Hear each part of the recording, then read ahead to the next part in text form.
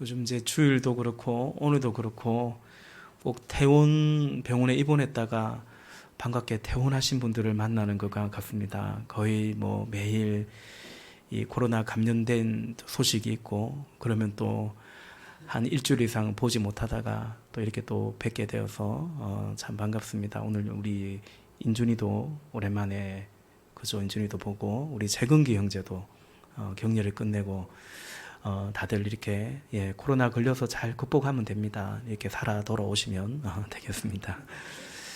오늘도 또 코로나 감염된 분들의 소식이 있습니다. 어제도 있고 오늘도 있습니다. 하나님께서 피할 기도 주시지만 또 감당하게도 하실 것입니다. 그래서 우리가 코로나의 지배를 받지 말고 여전히 주님의 통치 가운데 우리와 함께 하시는 주님, 그분에게 소망을 두고 또 그 가운데 우리 모두 승리에 가십시다. 아멘이시죠? 사도행전 강의 오늘이 70번째입니다. 로마 천부장은 바울 때문에 일어난 그 예루살렘의 소요 사태 때문에 이 골치 아픈 일을 해결하고자 사내들인 공회를 소집합니다. 딱 종교적인 갈등 같기도 하고 그래서 이 사내들인 공회에서 어째 좀 해결해 보면 좋겠다. 그래서 자신은 이 궁지에서 좀 벗어나면 좋겠다 이런 생각을 했던 거죠. 사내들인 공회는 바리새인과 사두개인 당시 이제 양대 산맥의 그 유대교 종교 지도자들로 구성되어 있습니다. 권력입니다.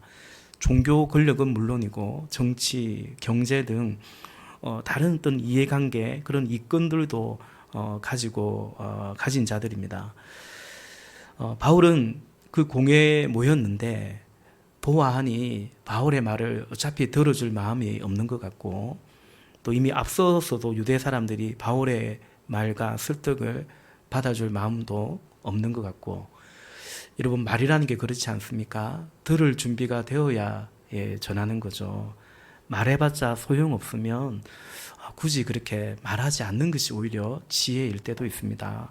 전도도 마찬가지입니다. 바울은 이제 그런 판단을 했던 것입니다. 그래서 그 공회가 이 바리새파와 사두개파로 구성되어 있고 하나로 되어 있는 것 같지만 사실은 그 안에서 서로 갈등과 대립이 있다는 것을 바울은 잘 알고 있죠. 그래서 바울은 자신이 바리새파라고 증거하며 바리새파와 사두개파 사람들의 첨예한 대립인 부활에 관해서 또 부활, 천사, 영의 세계 이런 것들을 바리새파는 인정하는데 사두개인들은 인정하지 않거든요. 바울은 실제로 바리새 출신이기도 하기 때문에 부활에 관해서 말합니다. 그러자 바울이 예상한 대로 바리새파 사람들은 바울의 편을 들기 시작합니다. 더 나아가 바울의 무죄를 주장하는 사람도 나타나고요. 반면에 그것을 수용하기 힘든 사두개인들은 이제 강력하게 저항을 했습니다. 그리하여 그 공회에도 다시금 큰 소란이 다툼이 벌어지게 된 것입니다. 결국 천부장은 그 갈등 그 싸움 통해 바울이 또 봉변이라도 당할까봐 그러면 그 책임이 자신에게 있기 때문에 얼른 극에서 부하들을 시켜서 바울을 데리고 나오도록 하고 그 로마 군대의 그 병영 안으로 바울을 데리고 갑니다. 그래서 오늘 본문에 바울은 어디에 있냐면 그 로마 군대가 주둔하고 있는 그 병영 안에서 일종의 구금된 어쨌든 갇혀 있는 상태로 있는 것입니다. 이것이 오늘 본문의 상황적인 배경입니다. 11절에 보니까 바로 그날 밤에 주님께서 한산 가운데 나타나셔서 바울에게 말씀하시죠. 우리 11절 다시 한번 같이 읽어보겠습니다. 11절 시작. 그날 밤에 주님께서 바울 곁에 서서 말씀하셨다. 용기를 내어라. 내가 예루살렘에서 나의 일을 증언한 것과 같이 로마에서도 증언하여야 한다. 아멘. 주님은 바울에게 바로 그날 밤에 제가 오늘 새벽에도 그런 말씀 드렸는데요.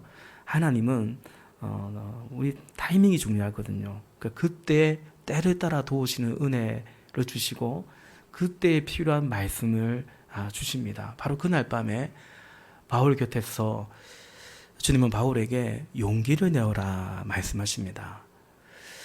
왜 바울에게 용기를 내어라 이 말씀을 하시니까 그 이유는 지금 이 상황 가운데 바울에게 필요한 말씀이기 때문입니다. 오늘도 하나님이 우리 가운데 여러분 각자의 상황 가운데 필요한 말씀을 주실 줄로 믿습니다.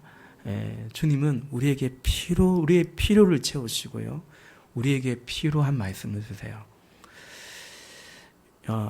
지금 이 상황에서 바울에게 필요한 것은 용기입니다. 바울은 주의 뜻이 무엇인지, 나 앞으로 어떻게 살아야 되지, 내가 무엇을 해야 되지, 그러기 위해서는 어떤 지혜가 필요하고 어떤 것을 갖추어야 되는지 바울은 그런 것들에 대해서 이미 알고 있습니다. 그래서 바울에게 필요한 것은 지금 그것이 아니라 이 상황 가운데 사실은 자신을 둘러싸고 있는 이 위협과 이 공포 속에 어쨌든 바울도 인간인지라 바울에게 필요한 것은 용기였던 것입니다. 바울은 그가 무엇을 할지 어디로 갈지 명확하게 고백하고 있죠. 예컨대 사도행전 20장 24절에 보면 우리가 잘 아는 말씀이죠. 그러나 내가 나의 달려갈 길을 다 달리고 주 예수께 받은 사명 곧 하나님의 은혜에 복음을 증언하는 일을 다하기만 하면 나는 내 목숨이 조금도 아깝지 않습니다 라고 말합니다. 그러니까 나는 뭐 해야 되는지, 내 목숨까지 걸고 나는 어떻게 살아야 되는지 바울은 알고 있었고 그 길에 대한 확신도 있었습니다. 그리고 사도행전 19장 21절 말씀에 보면 이런 일이 있은데 바울은 마케도니아와 아가야를 거쳐 예루살렘으로 가기로 마음에 작정하고 그리고 이렇게 말해요. 나는 거기에 갔다가 로마에도 꼭 가보아야 하겠습니다 하고 말을 합니다. 그래요. 바울은 로마에도 갈 마음이 이미 충분히 있었습니다. 그래서 지금 바울에게 필요한 것은 내가 어디로 가야 되지? 내가 무엇을 해야 되지? 어떤 그런 음성이 아니라 바울에게 필요한 것은 용기였습니다. 그래서 주님은 그날 밤에 바울 곁에 서서 바울아, 네가 용기를 내어라 라고 말씀하십니다. 오늘 밤에도 하나님이 여러분에게 혹 여러분 가운데서도 용기가 필요하시고 그래서 용기를 내어라. 그 길이 맞다. 인내하고 힘을 내어라. 흔들리지 말고 용기를 내기 바란다. 말씀하실 것입니다. 주님께서 바울에게 용기를 내어라 라고 말씀하시는 것은 그것은 너의 일이 아니고 나의 일이다. 그러니까 너가 로마에 가서 나에 대해서 증거해야 된다. 너도 원하지만 사실은 너가 원해서 이기 이전에 내가 원하는 것이고 그래서 나는 너를 불렀노라 또 보내노라 말씀하시는 것입니다. 이제 그날 밤이 지나고 그 다음날 날이 새니까요. 유대 사람들은 이 눈에 가시 같은 바울을 죽이고 싶은 거예요. 제거하고 싶은 거예요. 근데 공회를 통해서 하기는 어려운 것 같고 또 로마 제국을 통해서 그렇게 하기에도 어렵다고 이제 판단을 한 겁니다. 그래서 어떻게 해야겠나? 결국은 이들이 모의를 하는데 바울을 쉽게 말해서 암살해야 되겠다. 바울을 그렇게라도 제거해야겠다라고 그런 음모를 모의합니다. 13절에 보니까 그 모의에 가담한 사람은 40명이었고요. 이들이 대제사장과 장로들에게 찾아가죠. 우리 14절과 15절 또 같이 읽어보겠습니다. 본문 14절 시작. 그들이 대제사장들과 장로들에게로 가서 말하였다. 우리는 바울을 죽이기 전에는 아무것도 입에 대지 않기로 굳게 맹세하였습니다. 그러니 이제 여러분은 의와 짜고서 바울에 관한 일을 좀 더 정확하게 알아보려는 척하면서 천부장에게 청원하여 바울을 여러분 앞에 끌어오게 우리는 그가 이곳에 이르기 전에 그를 죽여버릴 준비를 다 해놓았습니다. 아멘. 14절에 보니까 이들은 바울을 죽이겠다라는 이 거사를 위해서 맹세를 하였다라고 합니다. 그리고 15절에서 이제 그 대제사장과 장로들에게 찾아가서는 천부장에게 요구를 하라는 거죠. 좀 더 알아봐야 되겠다니까 의외로 한 번 더 소환하라는 것이죠. 그래서 그가 의외로 오도록 하고 출석하도록 하고, 그러면 그 길에 이렇게 매복해 있다가 바울을 이렇게 제거하겠다, 암살하겠다, 이제 그런 것입니다. 무서운 사람들입니다. 매우 결연한 의지, 단호한 결단을 한 사람들입니다. 뭐 바울을 죽이기 전까지는 식음을 전폐하겠다고, 먹지도 마시지도 않겠다고 한 사람들입니다. 여러분, 이른바 그 그릇된 종교적 신념으로 이렇게 뭉치면 참 이렇게 무서워집니다. 이 종교가 무섭습니다. 그 방법도 보십시오. 이 천보장을 속이는 겁니다. 그러니까 불의한 거죠. 유대인들인데 더욱이 대제사장과 장로들에게 찾아가서 이런 제안을 합니다. 제대로 된 제사장이라면 아무리 그래도 그 십계명도 어긋나는 거고 그 증거한 거짓말하는 건데 그럴 수는 없지 않소. 이래야 될 터인데 뭐 지금 이 당시에 이 유대 종교가 그러지 않는 거죠. 그게 통할 거라고 생각하니까 이제 그렇게 하는 겁니다. 그만큼 유대 종교가 타락해 있다는 사실을 우리는 보게 됩니다. 그런데 그 일이 이루어지는가? 이루어지지 못합니다. 16절 이하에 보면 반전이 일어나죠. 그래서 한마디로 이들의 계획은 수포로 돌아가게 됩니다. 그들의 그 음모를 어찌된 영문인지는 모르겠지만 바울의 누이의 아들, 바울의 조카죠. 바울의 조카가 알게 되었고 그래서 그 사실을 은밀하게 바울에게 찾아가서 알려주게 됩니다. 바울은 그 말을 듣고 자신을 이제 지키고 있는, 책임을 지고 있는 백부장에게 부탁해서 이 찾아온 자신의 조카를 조용히 천부장에게로 좀 데리고 가달라고 했고, 그래야 천부장이 결국은 이 자초지정의 사항을 다 듣고 알게 되었습니다. 그것이 본문 이제 16절부터 마지막 22절까지의 내용이죠. 우리 마지막 본문 마지막 22절만 다시 한번 같이 읽어보겠습니다. 시작. 천부장은 그 청년에게 이 정보를 내게 제공하였다는 말을 아무에게도 하지 말아라 하고 당부한 뒤에 그를 돌려보냈다. 아멘. 천부장은 자신이 지금 이 첩보죠. 이 정보를 알고 있다는 것을 누구한테도 말하지 말라 금하게 하면서 조용히 이제 그 바울의 조카를 돌려보냅니다. 이제 다음 또 우리 사도행전 이 시간에 보겠지만 천부장은 그래서 바울을 가이사라에 있는 벨릭스라는 총독에게로 보내게 됩니다. 막 군대가 동원됩니다. 바울은 로마로 가기를 원했고 주님께서도 네가 로마에도 가리라라고 말씀하셨는데, 그런데 그 바울을 제거하고자 했던 그들의 모략으로 인해서 바울의 로마행은 더 가속화되고요. 그리고 바울이 로마로 가기까지 더 안전하게 가게 되었습니다. 로마 군대가 바울을 보호하고 직접 호송하는 일이 이제 벌어지게 됩니다. 악인의 깨가 통하지 않은 것입니다. 악인들의 계략은, 대적들의 계획은 모두 다 헛되게 되었고 오직 주님이 말씀하신 네가 로마에서도 나의 일을 증언해야 된다라는 그 말씀은 그대로 이루어져 가게 되는 것을 보게 됩니다.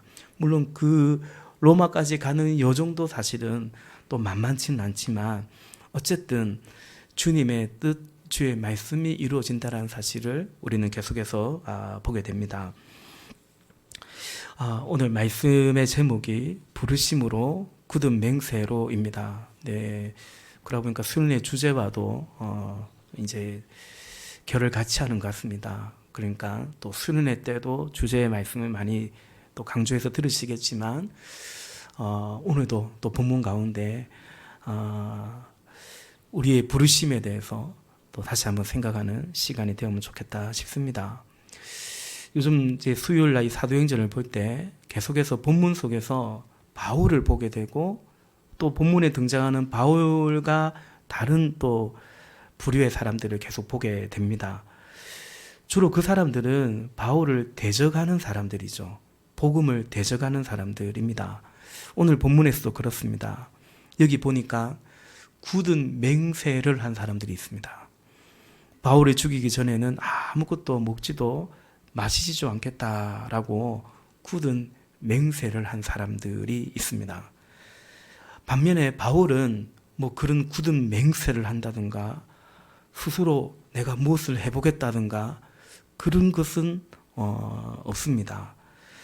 대신에 바울은 자신 안에서 나온 어떤 소리로 자신의 어떤 외침으로 하는 굳은 맹세는 없지만 대신에 바울은 주님의 음성을 듣지요. 그게 이제 11절이죠. 그날 밤에 주님께서 바울 곁에 서서 말씀하셨다. 용기를 내어라. 너가 예루살렘에서 나의 일을 증언한 것과 같이 로마에서도 증언하여야 한다라는, 이건 바울의 어떤 맹세 결심이 아니고 주님의 음성을 바울은 듣게 됩니다. 저는 이것을 부르심이라고 규정해 보고자 합니다. 그러니까 한쪽은 자신의 스스로의 굳은 맹세로 똘똘 뭉친 사람들이고요. 내 인생 이렇게 한번 해보겠다. 이놈을 어떻게 해보겠다. 내가 이렇게 되어보겠다라는 자신 스스로의 굳은 맹세로 똘똘 뭉친 사람들이 있고, 또 한쪽은 바울은요, 그냥 너가 그렇게 될 거다. 네가 그래야 한다. 용기를 내어라. 그 부르심 가운데, 그 말씀 가운데, 그 부르심 가운데 자신을 맡기는 거죠. 그 부르심과 말씀 가운데 자신을 의탁하는 거죠. 그게 이제 본문에서의 바울이라고 할 수 있습니다. 여러분, 바울이 그 말씀에 자신을 의탁한다, 맡긴다라고 해서 그냥 아무것도, 아무 생각도 없이, 아무 마음의 결심도 없이, 뜻도 없이 그냥 그런 것은 또 아니죠. 그냥 흘러가는 대로 그럼 뭐 살아가겠다, 그런 뜻은 아닙니다. 바울은 맹세 같은 것은 없었지만 그가 바라는 것은 있었습니다. 그리고 소원하고 바라는 것도 있었고 그것에 대한 일종의 결심도 바울에게도 분명히 있긴 있었습니다. 자, 이에 대해서 몇 가지 말씀을 좀 드리고 싶은데요.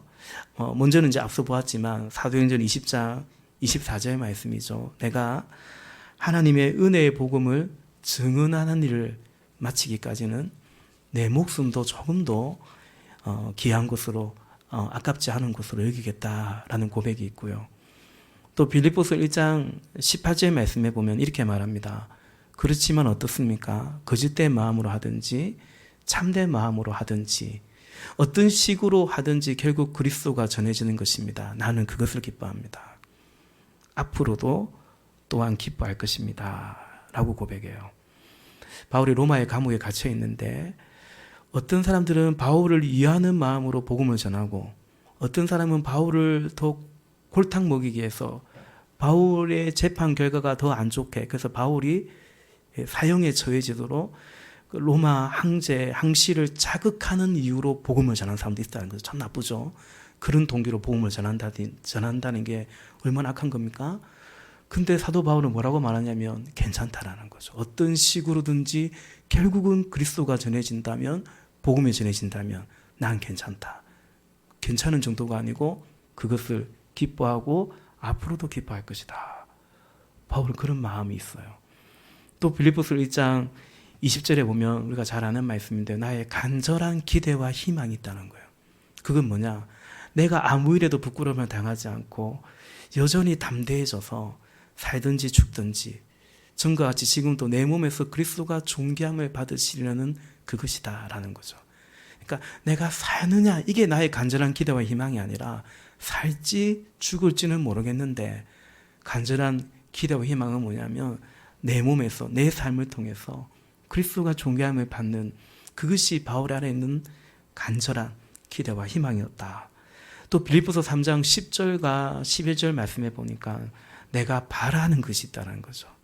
내가 바라는 것은 그리스도를 알고 그분의 부활의 능력을 깨닫고 그분의 고난에 동참하고 그분의 죽으심을 본받는 것이다. 그래야 나는, 내가 바라는 것은 그리하여서 나는 어떻게 해서든지 죽은 사람들 가운데 살아나는 부활에 이르고 싶다라고 말합니다. 아무 생각이 없는 거예요. 아니에요. 내가 바라는 것이 있어요. 궁극적으로는 부활에 이루고 싶어요. 근데 부활은 죽음 이후에 오는 거거든요. 그래서 그냥 내가 죽으면 안 되는 거죠. 그분의 죽음을 본받아서, 그분의 죽음에 나도 동참해서 죽고, 부활의 첫 예매이신 그분을 따라서 나도 부활에 이루고 싶다. 그게 내가 바라는 것이다. 라고 증거합니다. 또 사역을 할 때에는 로마서 15장 20절 말씀에 보니까 나는 이와 같이 그리스도의 이름이 알려진 곳 말고 알려지지 않은 곳에서 복음을 전하는 것을 명예로 삼았습니다. 부르심으로 삼았습니다. 나는 남이 닦아놓은 터 위에다가 집을 짓지 않으려고 애를 썼다라는 것입니다. 그러니까 개척 선교에 마음을 두고 아직 복음이 전해지지 않은 곳에 가서 터가 닦이지 않는 그곳에 가서 그는 선교하고자 나름의 원칙을 가지고 그 방향을 향해서 나아갔다라는 것입니다. 그러면서 결론적으로 그의 삶에 대해서 그는 어떤 이해를 가지고 있고 어떻게 해석을 하고 어떻게 설명을 하는가, 우리가 잘 아는 고린도전서 15장 10절 말씀에 그러나 나는 하나님의 은혜로 오늘의 내가 되었습니다. 나에게 베풀어 주신 하나님의 은혜는 헛되지 않았고요. 나는 사도들 가운데 어느 누구보다도 더 열심히 했습니다. 그러나 그렇게 열심히 한 것도 내가 아니라, 그렇게 할 수 있었던 것도 나 때문이 아니라 나와 함께 하신 하나님의 은혜였습니다. 라고 고백을 하죠. 바울은 우리가 함께 몇 구절 살펴보았듯이 이런 것을 바라고 이런 것에 대한 결심도 있고 결단도 하기도 했습니다. 그러나 그것은 어떤 자신이 가진 꿈, 나는 이런 사람이 되어 볼 거야, 나는 이런 것을 이루어 볼 거야 라는 그런 어떤 신념이나 그런 차원이 아니었고, 그냥 오늘 본문 11절의 말씀처럼 너가 로마에서도 나의 일을 증언해야 된다. 그냥 하나님의 부르심에 자신을 맡기는 그것으로 그는 모든 것을 주님과 함께 해갔다. 주님을 따라갔다라는 거죠. 제가 우리 목자 카톡방에도 한번 남긴 것 같은데요. 저는 이번 수련회에서 우리 청년들을 위해서 같이 기도할 때 좀 그런 기도를 합니다. 여러분이 주님의 주대심 안에서 주님의 주권을 인정하며 우리 사랑하는 청년들이 젊은 날에 주님께 내 삶을 좀 맡길 수 있으면 좋겠다. 내 인생을. 내가 무엇이 되어보겠다. 내가 어디로 가겠다. 꼭 그거 이전에. 굳이 저희 얘기를 좀 한다면 제가 20살 때 하나님께 그 은혜 가운데 그 고백을 했습니다. 제가 앞으로 뭐가 되겠다, 뭘 하겠다, 뭐 목사가 되겠다 이런 생각을 한 건 아니고요. 그냥 하나님께 내 삶을 맡겨드립니다.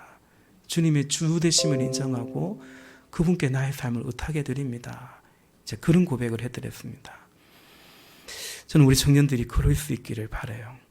어떤 소망과 비전과 희망을 걸고 그것에 기도하고 그것에 간절하고, 그래서 기도하고 간절한데 어느새 내가 간절히 바라는 그 어떤 희망, 소망, 꿈, 그것이 하나님의 자리에 그것이 그냥 앉아버리고, 그래서 그것이 성취되는가의 여부에 따라서 주님과의 관계가 확 달라지는, 그게 잘 안 되면 막 낙심하고, 여러분 그게 잘 되어도 또 변합니다. 더 이상 그런 간절함이 없거든요. 이루어졌기 때문에. 그러니까 그런 것의 여부에 따라서 주님과의 관계를 계속 맺어가고, 제가 종종 말씀드리지만 그냥 그것이 나의 믿음 생활이 되어버리는 그런 믿음이 되지 않기를 바라는 거죠. 여러분, 내가 무언가 이루어보겠다, 되어보겠다 하는 것은 대체로 어디서부터 시작되냐면 나의 결핍에서부터 시작되거든요. 지금 내가 이런 것이 없으니까, 이런 게 부족하니까, 그래서 이런 것이 이루어지면, 채워지면, 또 그런 위치에 내가 서게 되면 지금 나에게서 만족하지 못하는 그게 이제 이루어질 거라고, 채워질 거라고, 보통은 이제 그런 결핍에서 근거한, 거기서부터 뭔가 만족을 얻고자 함이 때가 많아요. 근데 그게 이제 그리스도인의 삶이 아니라는 거죠. 제가 월요일, 화요일 우리 가정교회 목회하시는 40대 단임 목회자 8가정이 모였는데 그게 사실은 최은기 목사님이 메일을 보내주셔가지고 초대해 주셔서 가게 되었습니다. 사실은 굉장히 하나님의 은혜고 참 복된 자리였어요. 그러니까 제가 뭐 낄 자리는 아니었던 것 같아요. 왜냐하면 우리 교회는 가정교회를 한지 뭐 정식으로 가정교회 목장 모임을 한지 일주일 됐는데 일주일 됐는데 할 얘기가 없더라고요. 예. 나눔은 해야 되니까. 근데 너무 좋았어요. 근데 그 모임 중에 어느 목사님 한 분이 최은기 목사님께 이런 질문을 했어요. 목사님 목회하시고 은퇴하시고 이제 은퇴하신 지도 꽤 되셨죠. 그런데 혹시 뭐 후회되는 거, 그래도 후회되는 거 뭐 한 가지 없냐라고 물으셨는데 어느 잡지, 기독교 잡지사에서 인터뷰할 때도 똑같은 질문을 한번 받은 적이 있다고 말씀하시면서 뭐라고 말씀하시냐면 후회 같은 거 없다 이렇게 말씀하세요. 왜냐하면 주님의 인도하심에 순종하려고 그냥 한 것이기 때문에. 그러니까 후회라고 하는 것은 내가 무언가를 이루려고 했거나 내가 무언가를 가고자 했는데 그 선택에 대한 후회가 있든지 그것을 이루지 못한 것에 대한 후회라는 게 있을 수 있겠죠. 근데 최 목사님은 나는 내가 이룬 것도 없기 때문에 내가 이루지 못한 것도 없기 때문에 그런 개념이라고 생각하지 않았기 때문에 목회를 그냥 종으로서 주님의 인도하심을 따라갔기 때문이라는 거죠. 그러니까 종 주제에 후회라는 것도 안 어울린다라는 이런 느낌이었어요. 저는 그 말씀을 들을 때. 그러니까 거의 이런 인터뷰를 하면 자주 묻는데요. 목사님은 비전이 뭡니까? 이제 은퇴하셨는데 그래도 노후에 또 비전이 뭡니까? 이런 질문을 곧잘 한대요. 근데 그런 질문을 받을 때마다 똑같은 말씀을 하신대요. 종이 무슨 비전이 있냐고. 그냥 주인의 비전을 따르는 것이, 순종하고 충성해 가는 것이 그것이 이제 주의 종의 삶이다. 그렇게 입으로 겸손하기 위해서 말씀하시는 것이 아니고 그렇다라는 거죠. 제가 뭐 종종 우리 교회에 무슨 비전이 있나. 여러분, 교회가 예수님의 교회라면 예수님의 비전이 있는 거죠.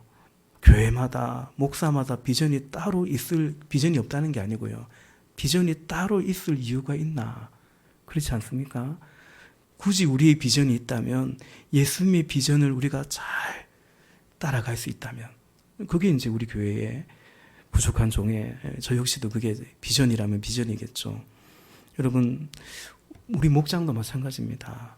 제가 그래서 우리 목장 목녀님들께 목장 모임 시작할 때 우리 목장에 대한 비전, 뭐 우리는 이런 목장 되기를 원합니다. 그런 질문하지 말라고 했습니다.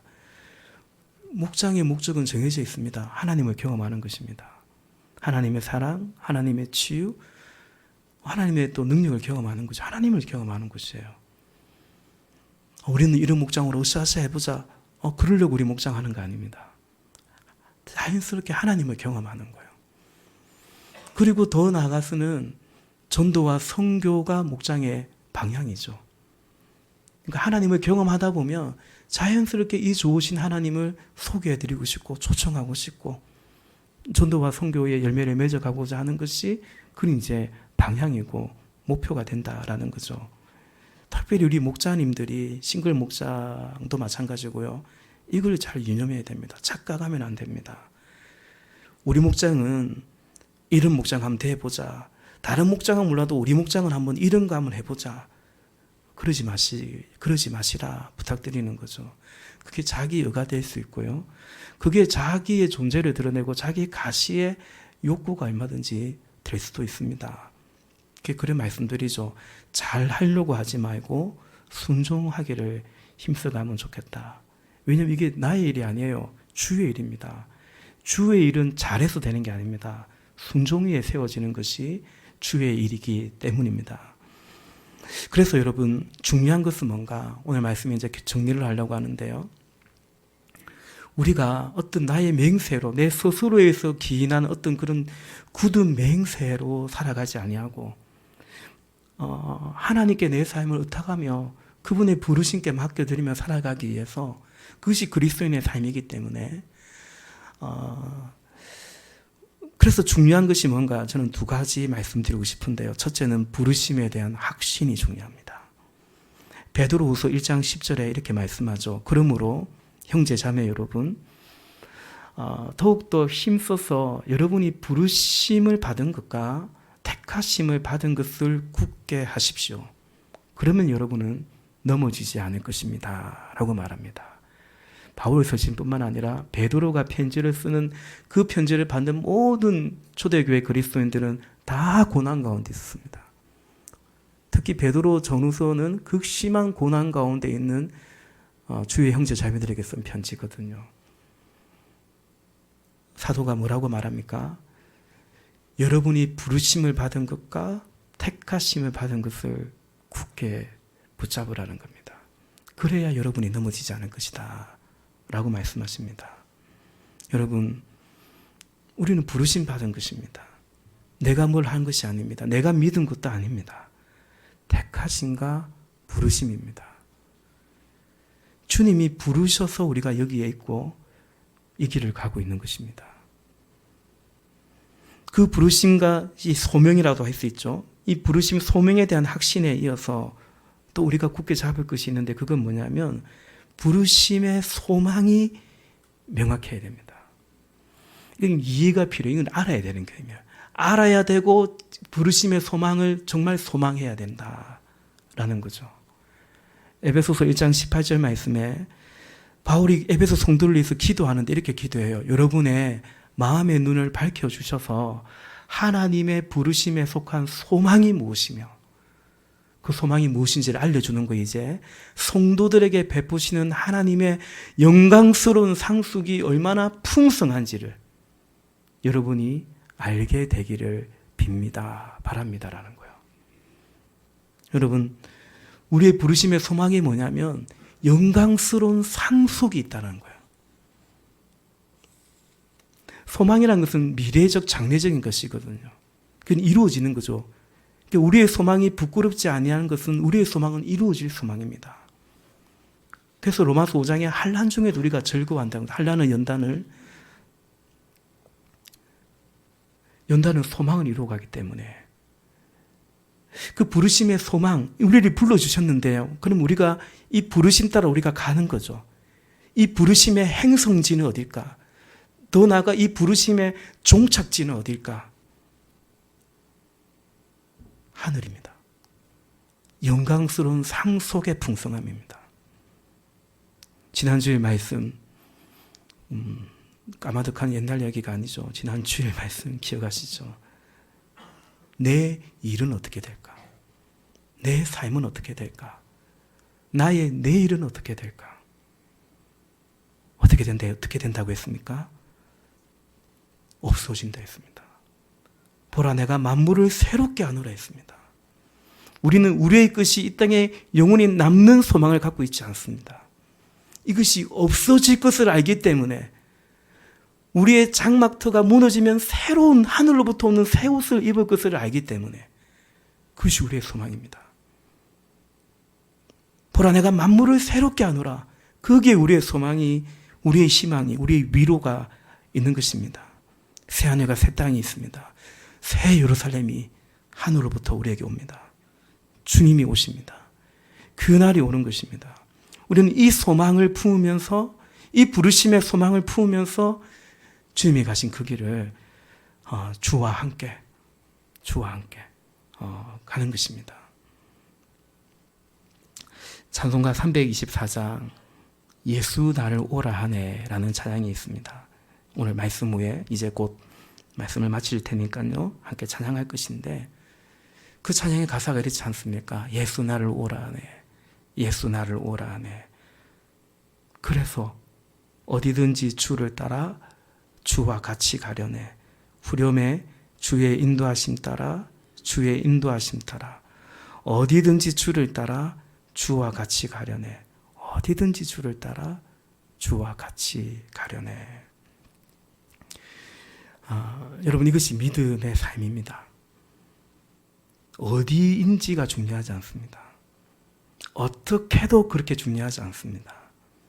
나는 무슨 일을 하고 어떻게 살고, 그게 아니라 부르신 주님과 함께 주를 따라 주와 함께, 이것이 이제 믿음의 여정이다. 천국이 이제 그게 천국이죠. 주와 함께. 지금은 거울을 보듯이 희미하지만 그날에는 얼굴과 얼굴을 맞대어 볼 것이요. 그 천국은 지금도 우리는 주님을 그리워하지만 그 그리움이, 우리의 그 바람이 온전히 이루어지기 때문에, 그래서 천국이죠. 근데 그것이 아닌 다른 어떤 천국을 그리워한다면, 천국 가서 힘들 수 있어요. 천국이 그러면 안 되지 않습니까? 천국이 주와 같이, 주와 같이, 주와 함께. 그래서 천국이죠. 믿음으로 산다는 것은 내가 결심한 것, 내가 바라는 것을 주님의 도우심으로 인해 이루며 성취하는 것을 두고 말하는 것이 아니라 어디든지 그 무엇이든지 주와 함께, 주와 같이, 그게 이제 믿음으로 살아가는 것입니다. 그리고 여러분, 이것이 믿음으로 살아가는 거다라고 여러분이 이해하고 그리고 동의를 한다면, 믿음으로 사는 것은 내가 뭘 하는 거야, 무엇이 되는 거야, 꼭 그게 아니라 주와 함께, 주와 같이, 이것이 믿음의 길이라고 여러분이 동의한다면 우리는 주님의 소원을 마음에 둬야 됩니다. 주님의 소원을 마음에 둬야 돼요. 그렇지 않고 나의 소원을 계속 마음에 두고서 담고서 주와 같이, 주와 함께 그러고 있으면 그건 모순이 될 수 있습니다. 모순이 될 수 있죠. 그런 점에서 여러분, 이렇게 저처럼 목사로 목회를 해도, 혹은 풀타임 사역자가 되어서 어떤 사역을 해도, 선교를 해도요,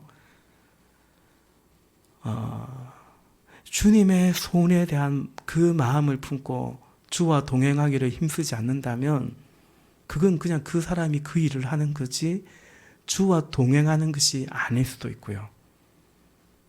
반대로 여러분이 그냥 직장 생활을 하시고 가정에서 또 이렇게 육아를 하시고 어떤 또 사업을 하시고 그럴지라도, 그러면서 또 묵묵히 주의 교회를 살펴가시면 무슨 일 하는 게 아니라 그 가운데 주님과 같이 주의 소원을 품고 간다면 그건 이제 믿음의 길이요, 주와 동행하는 길이라고 할 수 있는 것입니다. 우리를 부르신 주님과 동행하시는 그 기쁨이 넘치기를 바랍니다. 그 은혜와 복이 오늘도 우리 가운데 넘치기를 주님의 이름으로 축복합니다. 우리 지금 말씀